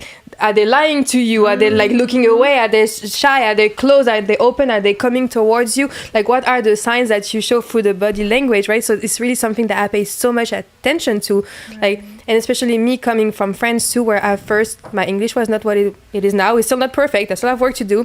Still try to get rid of the accent, and it's not working. But like, I feel like because I was not in my first language situation, I was even more relying on the body language, because sometimes I would just not understand people around me. Like I would be around, I don't know, you had the friends from Texas, right? And I was like, what is this accent coming from? I don't understand them. Like, so for me, like the body language was the first information I was getting, things that it was not necessarily paying attention to. So I think that was really helpful for us. Yeah. What you think? What's been your most disappointing experience when it comes to? I would say, just like he just said, it's the opportunity to grow. You see it, and it's not what it seems once you begin the process. We had a government contract, me and the wife, and I was actually an employee first, and then I became part owner. Okay. So when I became part owner, it was me going back and forth, delegating the deals and different things like that. And then once I realized, she was telling me the whole time, like your wife was saying, but I didn't really see it that way. I only saw business. Okay. She was the same thing, the gut feeling, it don't seem right, it ain't this. And those people letting me down, that was the hardest thing. And trying to be in a relationship and business. So that hurt the most, because the first thing that hurt the most was me not listening to my partner. Because I didn't listen to my partner. My partner told me first. Now I'm dealing with the consequences of it. Of the listening in the That's first the place. hardest part. That's happened to me. That's I think it was just my ego. I think it was just my ego. It was my understanding. Like you said, your father worked with his hands. Here she is telling me about something that's a physical thing, and you don't even know what's going on. You ain't cold weather or warm. Stop talking to me. So I couldn't hear the logic. Yeah. I think for me, you know, a lot of things that you all talk about, I experienced pretty young, about 21, 22, because I've not had to work a 9 to 5 since 2005. So I was, in 2005, I was 23. So I experienced all that pretty young, thankfully. No, I mean, didn't want to experience it when I did, but I did, and whatever. I think for me now, I don't get disappointed a lot. I get disappointed at times, but hurt. I don't get hurt as much. But one of my challenges when it comes to business, and if it carries over into not necessarily relationship with me and the honey bun, but just in friends or just close associates, is I'm very quiet and I move very quietly. So I'm one of those quiet storms. And so I am not really counted in. And so they don't look at me as a threat. And I'm talking about close associates, or even sometimes they were friends. And because I don't announce what I got going on, what I'm doing. I just do it. I'm a doer. And so when all of a sudden I'm elevated, they do not feel that at all. And so to learn that some of the people closest to me mastermind against me, that's what's hurtful. I'm ready for someone who doesn't know me. You know, that happens in corporate America all the time. You know, which is one of the reasons why I got out of it, because I'm just not built for like undercutting and slicing people, and I'm not here for that. But when it's the people closest to you, and they are with you, and they dine with you, and they fellowship with you, while they either are leading. I've had a friend lead a mastermind against me. But I also feel like you might as well lead it if you don't stand up for me either. So you might as well just lead it. Right. In my opinion, you with them, you know.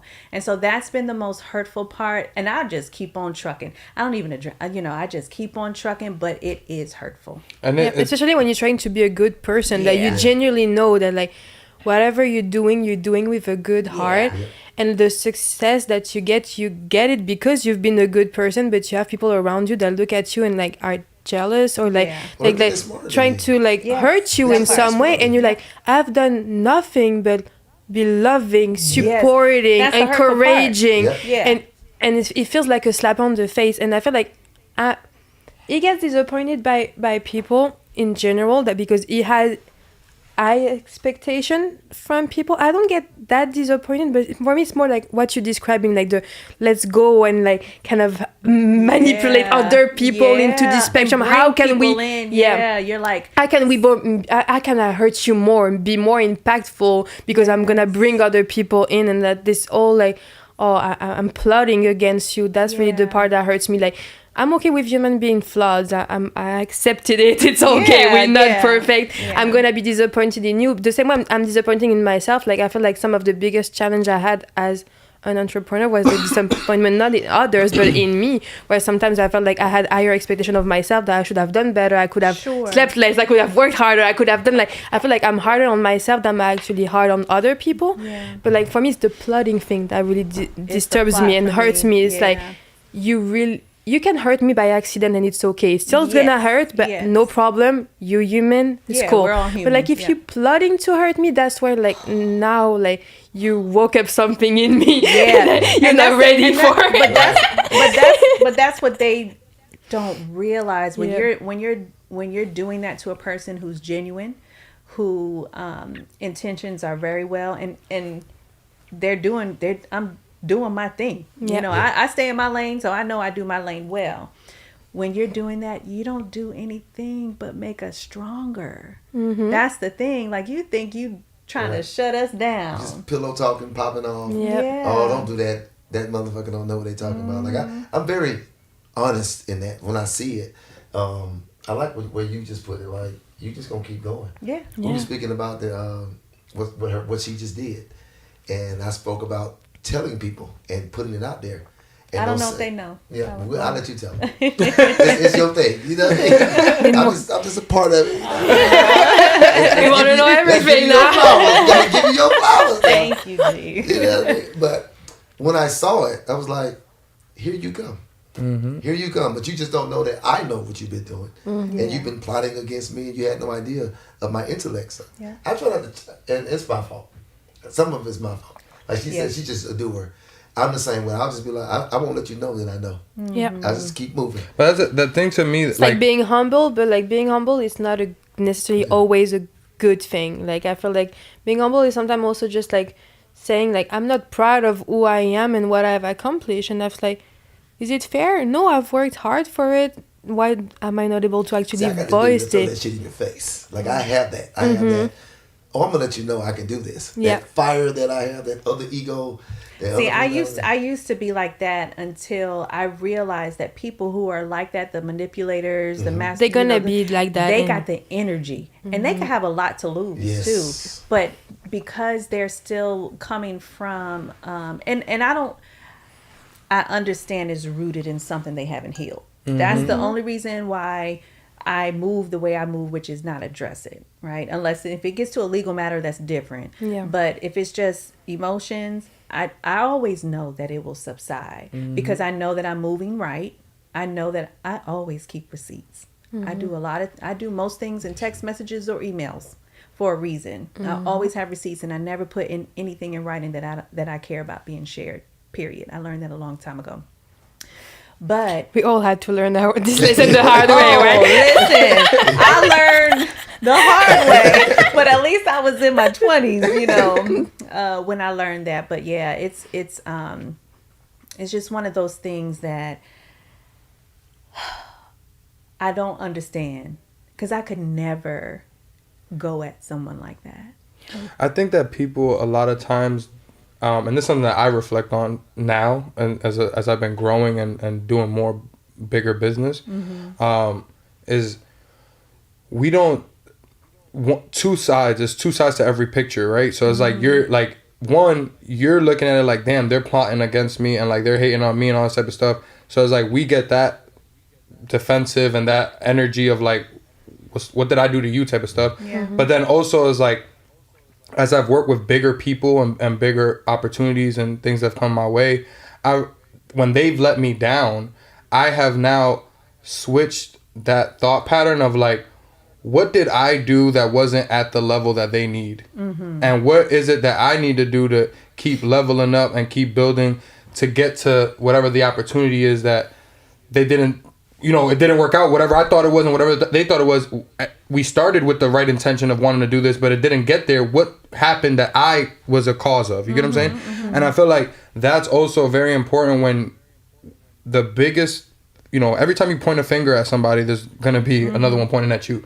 So it's like we need to make sure that we also review ourselves, because that's one of the biggest things of like me being so hurt by people has also allowed me to reflect on myself that I'm allowing these people to hurt me. Absolutely. So like that has been huge of like taking self-responsibility of like, okay, I'm not going to keep allowing it to happen and allowing that trajectory to continue because I have say in how I do things. You know what I mean? So I think people need to also have context on like where they're at in the game and what they're playing, because the people that are below you, we're talking income, like lifestyle, everything around spirituality, everything, like those people that are below you, they might be trying to pull you down, and the people that are above you, they might not be ready to pull you up. And you might be in the middle here trying to figure out why you're in no man's land, and that might be that time for self-reflection and opportunities to like see, okay, what is going on? Because a lot of times we go through these things as entrepreneurs and we're experiencing pain and we're experiencing trauma, but we also know that this is part of God's plan to get us to that ultimate goal that we might not necessarily understand. Oh man, I thought this guy was gonna be the guy that was gonna change my life, but that setback was the setback that changed my life. And maybe you were not even ready for the first opportunity in the first place, and you would have failed, but you didn't know. You thought that you were ready for it, and then this first thing goes wrong, and that makes you change your point of view, change your system, change whatever you're doing in business, and now you're ready for the next one. But you didn't know. Like I had that like a few times that like I'm like, it should have been done this way. We should be there. We should have already done that. And I'm like, no. Like now looking back at it, like if I had that opportunity that I have today, 2 years ago, I would have failed miserably. Like because I was convinced 2 years ago that I was prepared for it. I really believed in my bones. Like I was like, I can do it. I got this, right? But now seeing what I experienced and how much further I am in what I can do for people, what I can actually like bring to the table, I'm like, I was not ready for them, and that was the biggest blessing that it did not happen back then, and that it actually happens now. So it's like also accepting to be patient too. Like there is a big thing with that. I think it's important to stay the course though. Yeah. And you have to know, you don't necessarily have to know what's on that course. We just have to know this is my lane. Yep. And I remember some years ago where if someone betrayed me or someone did something I thought was foul, I'd quit and leave. Right? Like, oh, you gonna learn today. You know, okay, you gonna learn today and you gonna feel me leave, right? And they might feel me leave, but I felt it too because I made an emotional decision. Yep. Rather than standing in what I know is true. Standing in what I know is my purpose. Standing and sometimes that journey might lead to the right. Sometimes that journey might lead to the left. Sometimes in your journey, somebody's journey is crossing and you're supposed to cross. And it's not supposed to stay. Yeah. You know, it's supposed to cross. Yeah. You know? Yep. But it was supposed to cross, and we need to identify that they weren't supposed to link arms and go with you on your journey. You know? And so once I learned that, Sin, you have to be stronger internally. Yeah. Without being hard on the outside. But you have to be strong in your brain. You have to be mentally strong, because if you look at any successful person, whatever levels of success, from, you know, a 6-figure person to a 7 to an 8-figure, they have things coming at them all the time. And if you are susceptible to break easy, you won't make it. It's mental toughness. Yeah. Business is 90%. 95% mental toughness, because you're the CEO of the company is dealing with all the problems. At the end of the day, the employees think they're dealing with problems, but the CEO is dealing with the real problems that can end this company or not. And it's like when, and they really often shelter from actually what are the real like difficulties. You're sheltering them from that reality, and the problem is too many times we're stuck always handling the problem that we don't actually sit back and reflect on how are we as a team and a unit getting through the problem. We're too busy just trying to put the fire out. So let's talk about that. So when we talk about mixing relationships and business, what has been one of the most traumatic experiences you all have experienced business-wise that could or did infiltrate into your relationship? There's a lot. There's a lot of experiences. I think there is a lot of different experiences, and I think we handled them differently as we went through them and grew through them. I think really small things seem to be a mountain or like a real huge roadblock at some time, and now we can go through it and it's a normal Tuesday. But like, it's just the reality of it. But I think one for me, could say about there was a few years back when we was in Connecticut, I had a rental property that I was renting, and I was subleasing out the rooms to college students and stuff like that. And one aspect, it just started to get very complicated. Let's just leave it at that. And one time, this guy that was not in our unit, was in a unit downstairs. I don't know what happened. Dude fell asleep, all this type of stuff. But he left the ribs in the kitchen going. The fire alarm's going off. Smoke is coming up to our house. All this stuff is going on. I'm like, what the hell is going on out here? So I run downstairs. I'm in my robe. It's the middle of the night. I'm knocking on the door. This dude's not answering the door. I see the smoke coming out. I'm like, yo, is you good? Like, so I open the door, go in there. Smoke comes in.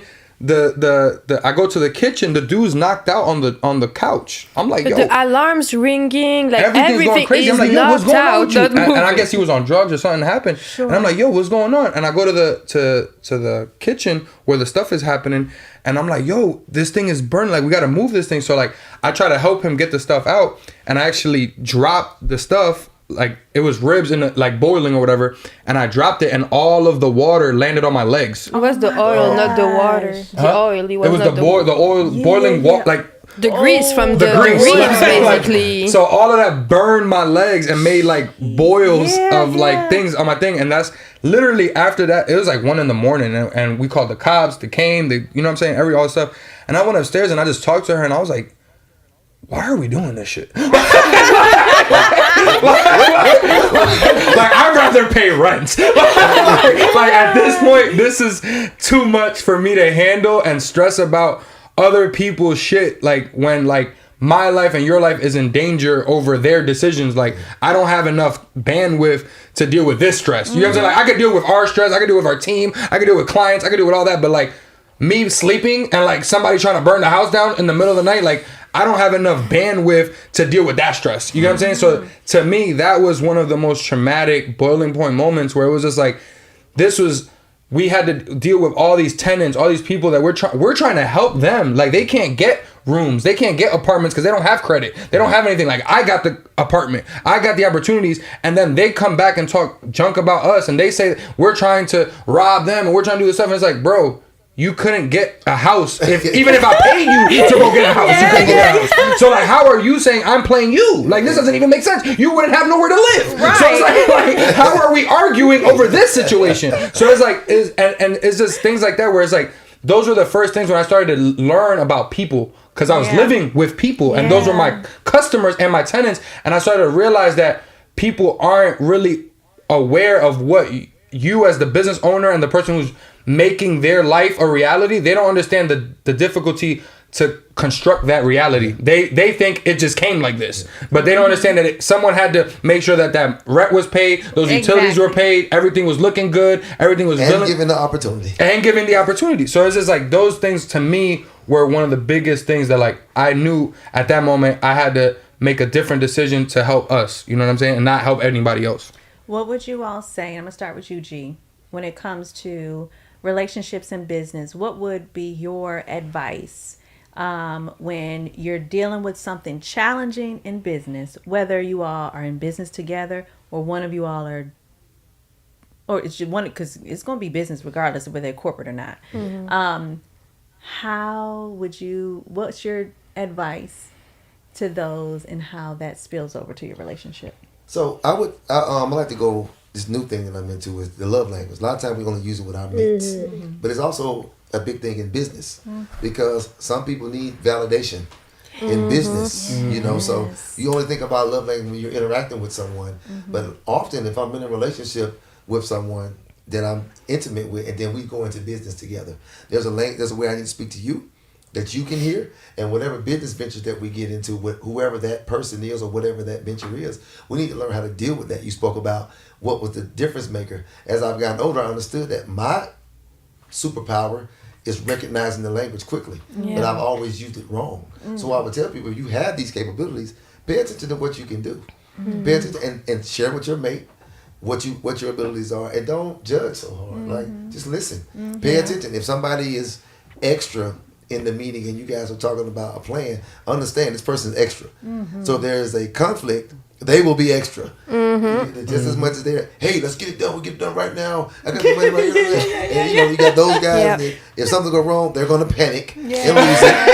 Understand it. Yeah, you know, that's the one that's panicking. We know it. And some people are just too calm and too cool. They never say anything. So understand, if it's going down, they're not gonna say anything. But you're so was right. actually- But you're so very right, and I think that's a great takeaway.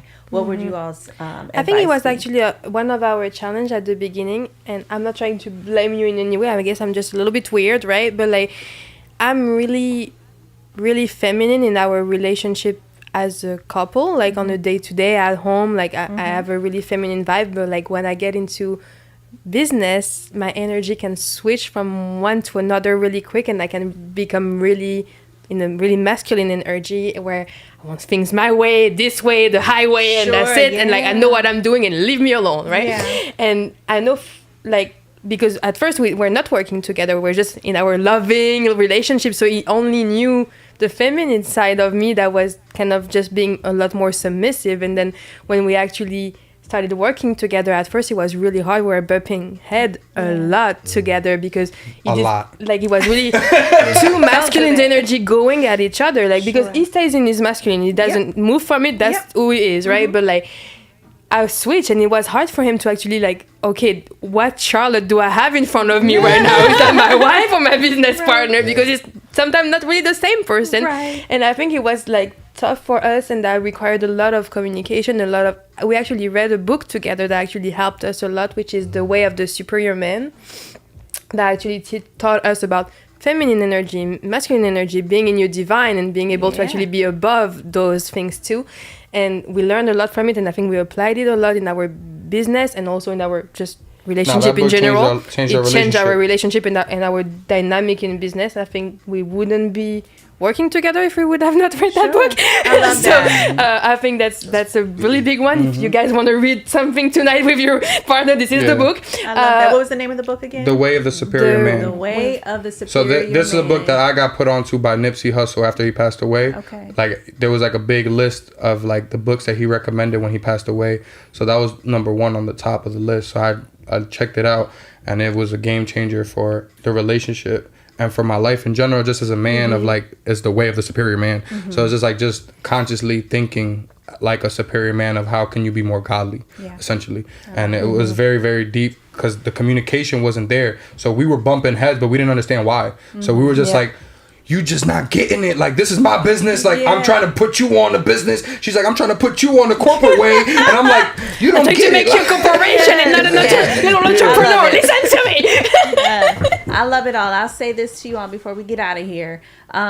Communication is key, and we hear that a lot, but it really, really is. But the key is, like G said, knowing the person who you're speaking to, what their love language is. Not what your love language is, but what theirs is, because a lot of times their love language is the way that they can receive the communication. And G gave a few different examples. Some people need, the affirmation. Some people need to be acknowledged. Some people just need to be acknowledged in compensation. Pay me, and I'll keep on doing it. Give me a gift. Yeah, whatever the case may be. I know with my honey bun, I am the visionary. I'm the risk taker, and I appreciate that he rocks with me. At the end of the day, I know if I fail, he got me. And that's what I love the most. He's never made me feel bad about my aspirations. He's never made me, when, the first more than half of our marriage, I was the cook, the clean, the everything. But when I got very entrepreneurial and I came to him and I said, I need a little bit of help, it was not a pushback. It was not a silent pushback where you're not saying anything, but you're doing it with an attitude, or something like that. And I think just my takeaway is to continue to communicate in a way that the other person can receive. It's a wrap, guys. It's over. It's 2 hours. Wow. Yes. All right, guys. Fun. I hope it's amazing that remember, you love each other before you argue with each other. All right, please tell everyone where they can find you on social media. Well, you can find me at Mr. Grow Your Business __. So Mr. Grow Your Business __. I'm always going live, dropping gems. All the time. And just giving out free games. So just tap in. All right, Charlotte. For me, it's Mrs. Grow Your Business with only 1 _. I didn't need 2. I just wanted 1. I'm simple like that. So yeah, Mrs. Grow Your Business _. All right, G, tell them where they can find you. My Instagram is gcool5.0. My Facebook is Gary Weems. After I changed it to Barbarian Burn. You did change it. Yep. gcool5.0 and Barbarian Burn on Instagram. All right, and you guys know where you can find me, thesyndyb.com and thesyndyb on all platforms. Make sure you stay tuned in every single week to the Unbroken Experience with Syndy B on Power 108.9. And I'll see you next week. Ciao.